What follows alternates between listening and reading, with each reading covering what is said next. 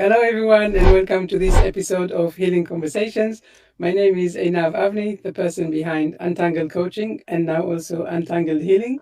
And with me today, Ohouo Goa. I'm sorry if I mispronounced your name. I hope it was okay. It was almost there, but it's okay. It's Ohouo Goa. Thank you for having me here, and hi everyone.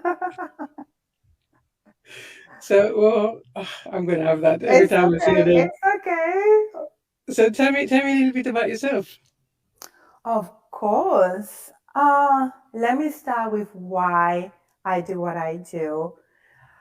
I myself been through a lot of breakups, and if you don't know me, I'm a heartbreak coach. Let me start by that. I'm a heartbreak coach.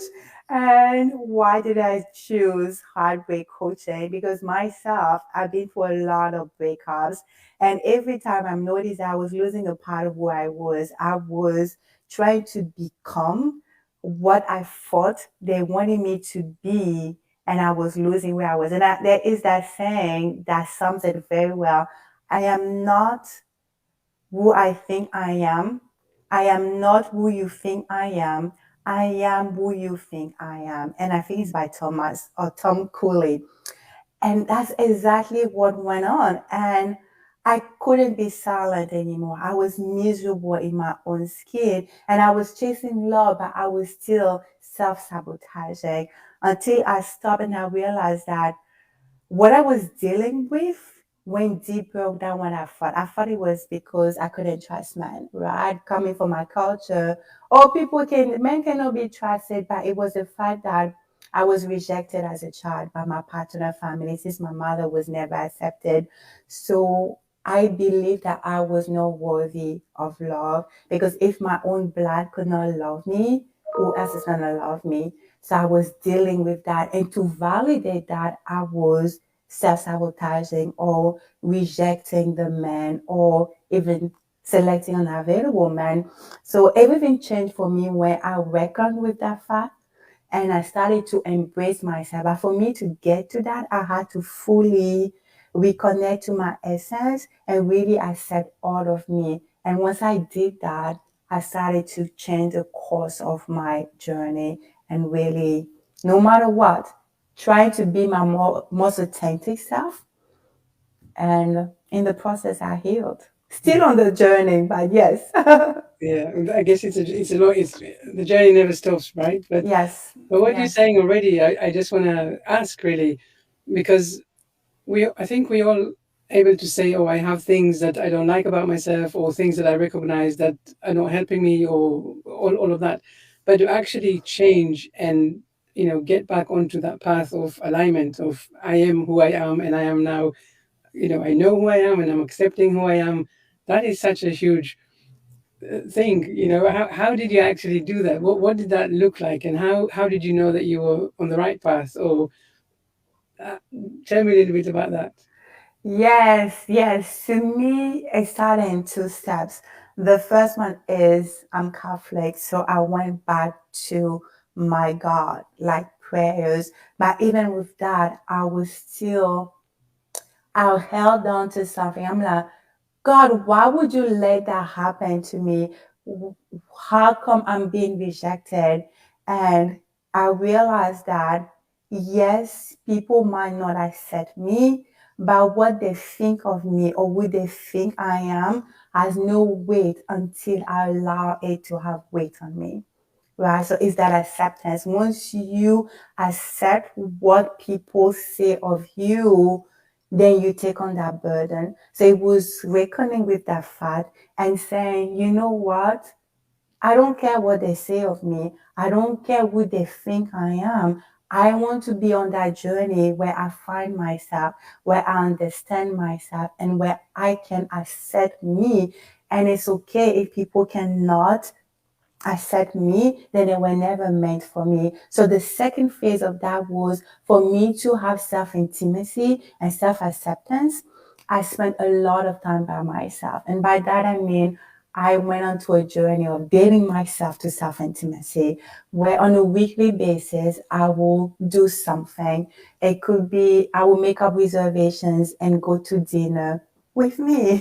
Or I will go on a trip. I'll do like a staycation or a vacation by myself. Why did I do so? Because the more time I spent with me, the more I was able to understand where I was, the more I was able to stretch my comfort zone by putting myself in uncomfortable situations, because you grow when you are being challenged. If you're not challenged, you don't go, and you don't even know what needs to be healed. So I Mm. had to put myself in those situations, and it was also a time of reflection. Why am I being triggered? Why did I react this way? Where is it coming from? Is it truly coming from me, or is it as a byproduct of society? And what can I do next to change that? Because I don't want to be that woman that doesn't accept her herself, I should say. Yeah, yeah, and it's so incredible actually what you're telling, because to take that step, there's so much courage and so much bravery in that thing of saying, actually, do you know what? It's about me, and I don't Yeah. want to do about what society tells me or the conditioning I was brought up with. I tried that. That doesn't help me. That doesn't support who I I was am. miserable. So it is so much courage in what you're telling me, and I'm so impressed because we I think we all come to, I can't say we all, but so many of us do come to this point where they think, I recognize that what I'm doing is not helping me and it's not supporting me, and I'm recognizing that what other thinks of me and what society dictate is, I recognize it, and I don't find that I can go against it. And here you are saying, actually, it's not about society, it's really I come first. Yeah.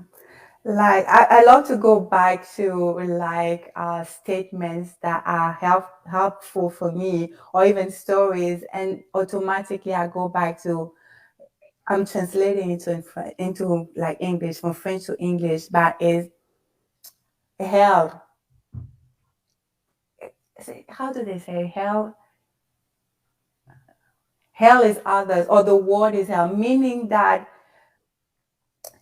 if you let yourself be what society thinks you should be, you're living in a cage, because you try to become what others want you to be. You are in that cage and you are not being free. Your freedom comes when you break your bondages and you decide to shine your light. And for you to shine your light, you have to know who you are. You cannot know who you are and shine your light if you're trying and pretending to be what your parents want you to be, what your husband wants you to be, what your kids think you should be, or even what society wants you to be. So incredible. I'm so happy that you're saying that. And I'm so happy that you've had the opportunity to recognize that actually you don't want to do that.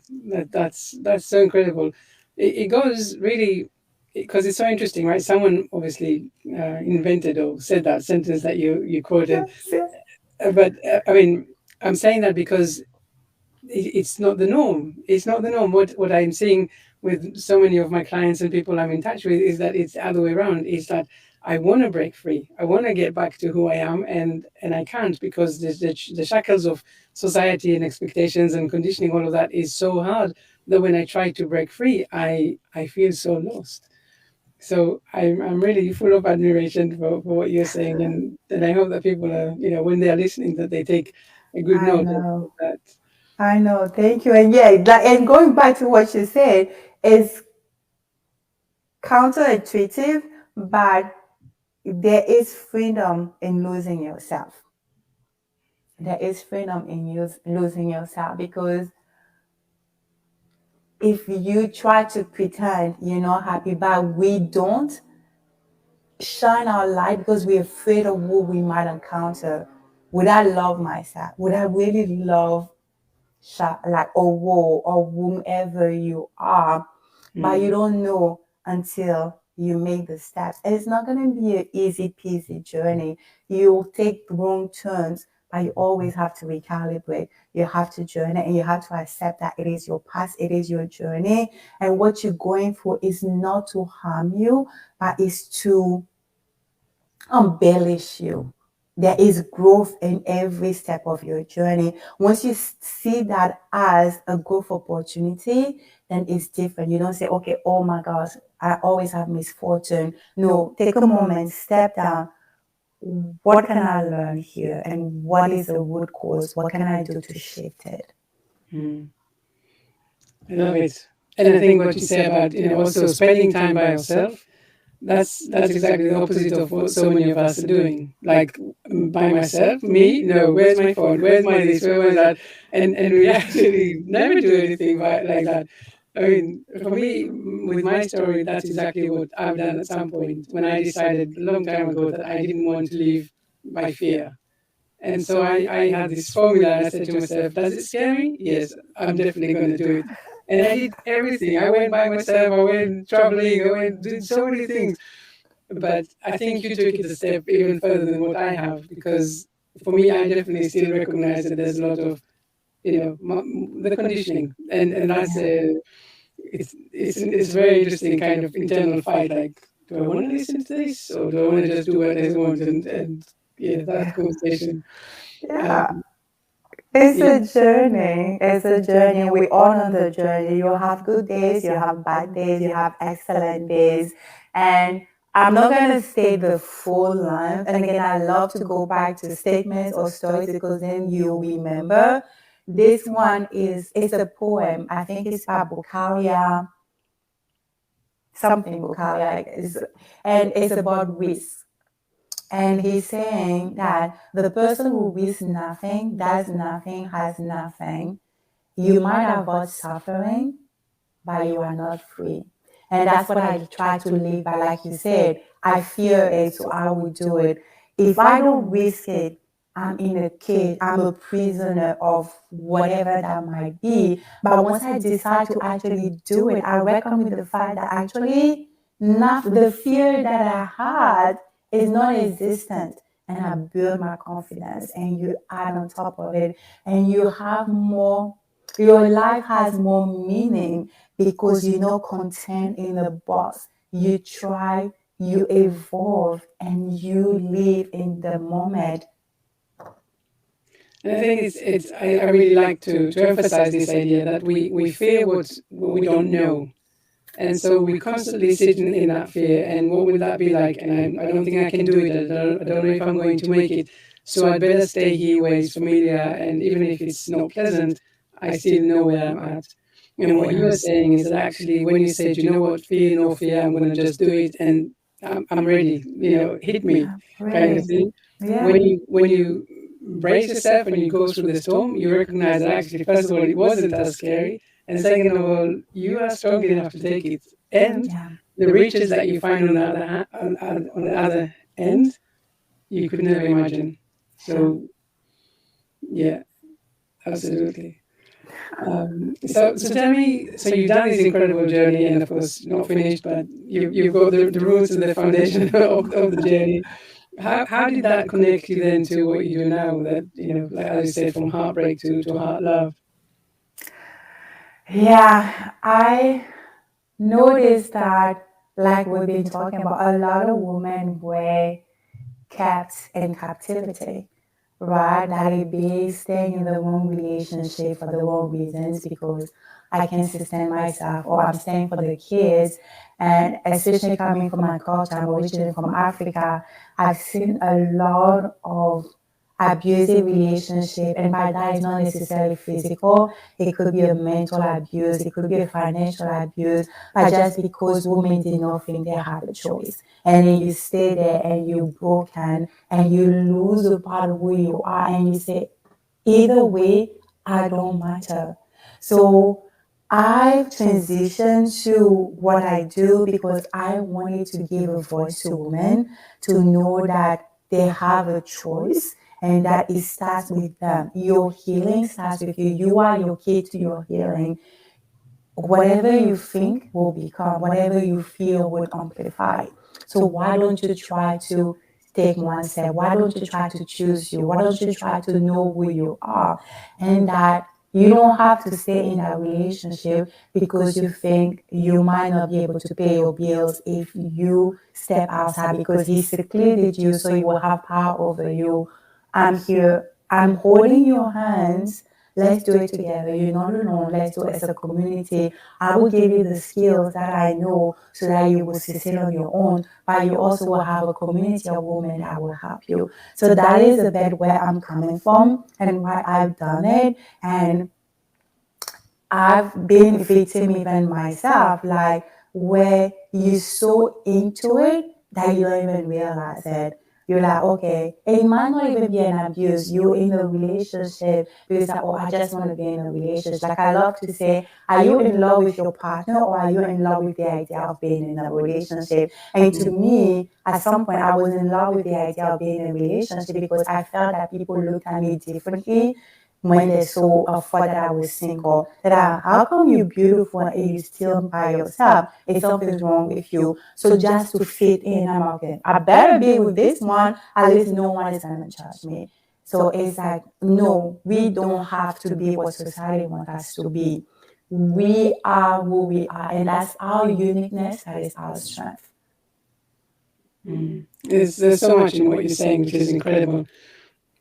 I definitely recognize that about, do I have the permission to be who I want to be, um, like, and especially I think as women, forgive me men if you disagree, but I definitely think that as women, we kind of, as moms and wives and all of that, we put ourselves at the back of the queue, and then it's like, I don't know that I can do things differently because I have all of these expectations in society, also in the family, family's expectations, and it's like, at the end of the day, I don't even know who I am, and how can I then come out of this and look after myself and dare to do things that are new to me, and then there's so much guilt that comes with that as well. Yeah, yeah. And that's why, again, like dating myself to self intimacy. Self intimacy, when I say self intimacy, it's not necessarily the physical, it's all spectrums, the emotional level, the spiritual, the physical, your soul, your whatever that, even your sexuality. Because as women, we are taught you cannot enjoy pleasure or sex as much as men. So a lot of us, we just go through it as a task that we have to check off that, oh, I'm married, I need to do that for my husband, I don't necessarily enjoy. But once you do that, if you reckon with that fact that you don't necessarily enjoy yourself doing the act, or you don't appreciate your body, then there is something deeper than that. There is something that needs to be healed. And it could be from the conditioning. But when you start really embracing yourself, you're able to break those chains and you're able to have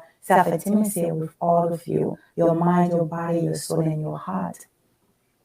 I love it. So what are like the first few steps that you take women on when you start the journey with them? That's a good question. First, you have to be willing to do the work, right? Then you have to make that decision right there and then that you let go emotionally, physically, spiritually, intellectually, and even sexually, because it's not going to be easy. It's going to be tough. And I'm not there to sugarcoat it for you. But once you have that first foundation, that you know that that's what you want, then you can stay the course, right? And then the first step I would say is get to know yourself. And we'll go on a journey, a self-discovery journey, so that you can experience self-intimacy, you can experience self-acceptance. Because once you do so, we have things that we know consciously, but we also have things that are taught in our subconscious and that you have even forgotten. When you have that intimacy with yourself, you are able to repress, or you are able to uncover those repressed emotions and traumas, and then we can build them, we can bring them out so that you can start a healing journey and that you can choose a different pattern. You can pattern interrupt and you can rewatch your story. So, summarize, I say that's what I do, but I'm a big how would I can't think of the word now, but I'm big on self intimacy because I believe that that is truly the key to everything. I think it's exactly that. as you said, you have to get to know yourself first before you can start feeling and noticing what is actually what works, what doesn't work, what you like, what you don't like, what it's all about. And also, when you discover your voice, you don't have to be the victim. You don't have to be just the thing that is there in the marriage or the relationship, but actually you are maybe, I don't know, equal. I would like to say equal at least.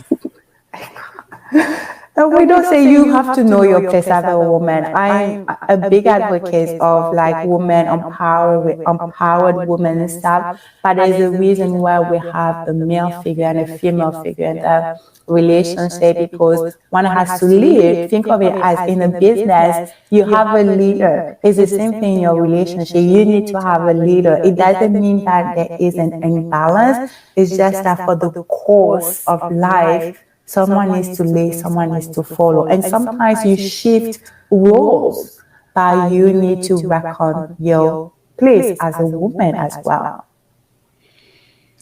I like the idea of using people's strength to make something happen, and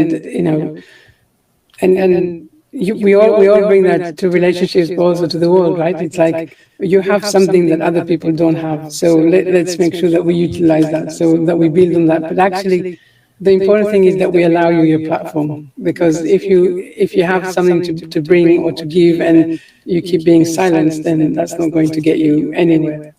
No, and people don't know what you want if you don't voice it. We can read mind yet. So you have to voice it in your relationship, in everything. Don't assume that he knew that he offended you. Don't assume that he knew that you did not like this flower or whatever. Use your voice.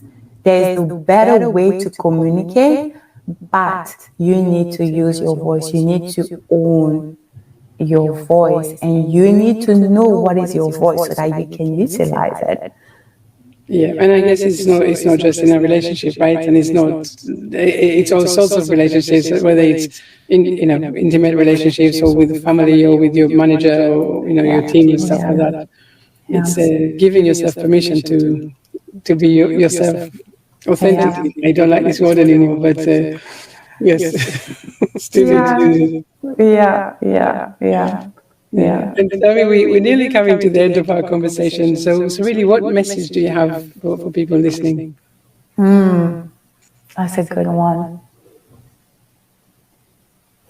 You have the answer within.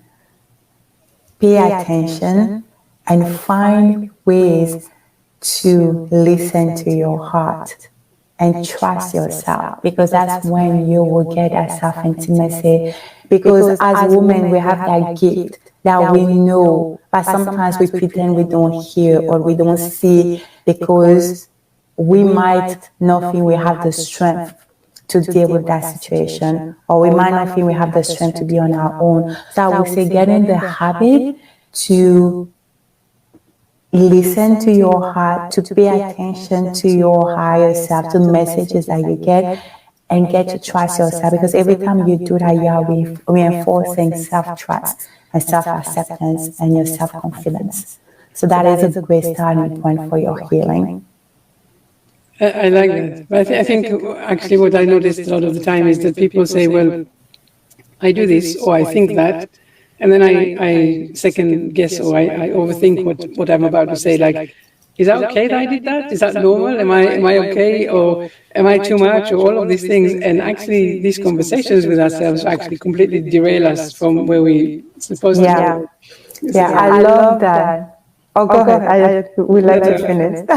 What I was going to say is I love it. And when I do like a talk or if I'm with someone, if I ask you a question, just give me the first thing that pops. Because the moment you stop and you try to debate or you try to understand, you are moving away from your subconscious into your conscious mind. And your conscious mind is there to protect you. So you want to stay in your subconscious because your subconscious has the highest power and the highest knowledge, and that is what is coming from your heart. So once you think something or if you feel something, do it right away. Don't debate. Don't think about it. Just do it. That's it. Because you stay there, and that's where your healing starts. Because you get tips or you get messages from your inner child or your protected self. But once you stop and you start debating, you dilute the message and you dilute what you need to do for your healing. That's why I say start cultivating that way you trust yourself. And that the first thing that comes to me, there's a reason why you got it. So I just go with totally agree. it. I always say, that your subconscious mind has the blueprint of the best version of yourself, physically, mentally, emotionally, spiritually. Yeah, And yeah. that's exactly what you're saying. If you just let it come, the first thing that comes to your mind, this is that message. This is that subconscious mind trying to steer you in the right direction. Listen to your subconscious mind. Don't try to say, no, you don't know everything. Yeah, Or, yeah. It's like, no, can I you do do. it? No, I can. I don't think I can do it. But maybe today. So no, no, no. Stop it. No, just do it. Whatever you need. I like to say, whatever you need. Let me rephrase it. It's like whatever you need to know will come to you when you need to know, and whatever assistance you need will get to you at the right time. It's the same thing. Whatever you need on that journey, as you start taking the steps, will be unfolded for you. So don't be scared. Don't think about the process. Stay the course, have your vision at hand, and keep doing the steps, and everything will fold. Yes, exactly. I love it. Excellent. So, Woho, correctly? How correctly? Oh, yeah, you almost got it. It's okay. The H is silent. So think of it like oh ho, like ho ho ho, like Christmas. Oh, Oh, yeah, you got okay. it. Well, thank you very much. We just come to the end of our conversation. I've enjoyed it so much and I could chat with you forever. Thank you so much for being here and for bringing your wisdom. And I hope that I'm sure that people listening get a lot of nice insights from the conversation today. Thank you so much. Thank you for having me. Thank Thank you. you. Thank you.